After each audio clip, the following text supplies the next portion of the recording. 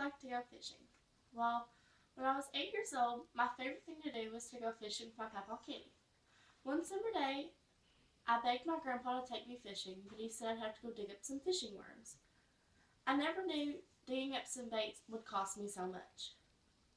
Me being the carefree kid I was, I didn't listen to my grandpa when he told me to use the little shovel in the garage. I nodded my head and ran out the door with my grandpa's voice echoing in the background. Be careful, I'll be out there in a bit. I got to the garage, and the first tool I seen was a three-pronged pitchfork. I grabbed it off the hook and found a coffee can and ran out to the worm bed. After I turned over the first few layers of dirt, I kicked the dirt clods around with my bare foot. I picked up about 6 little worms and threw them in my coffee can and began to dig again. A few seconds later, I passed out from the side of my right foot covered in blood. I then realized that I stabbed two of the three prongs in my right foot. My grandpa came running outside when he saw me collapse on the ground. He called 911 and the ambulance showed up immediately. I woke up when the EMT crew picked me up and put me on a stretcher. Screaming in pain, they put me in the ambulance. All I can remember is me saying, I'm sorry, and looking at my grandpa crying with tears. I had lost what seemed like over half a gallon of blood on the way to the hospital.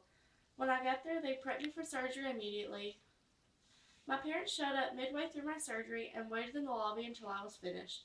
The doctors came out and said I was doing fine and I would wake up in a few hours, but they might want to go get me a Happy Meal. Turns out I was singing but all through my surgery. The surgery went fine. I got 14 stitches on one side of my foot and 4 on the other. A few days after my surgery, infection set in and the doctors thought I would lose my right foot. I prayed for days and called my preacher to pray as well. And finally, a few more days, my prayers were answered. The infection was gone.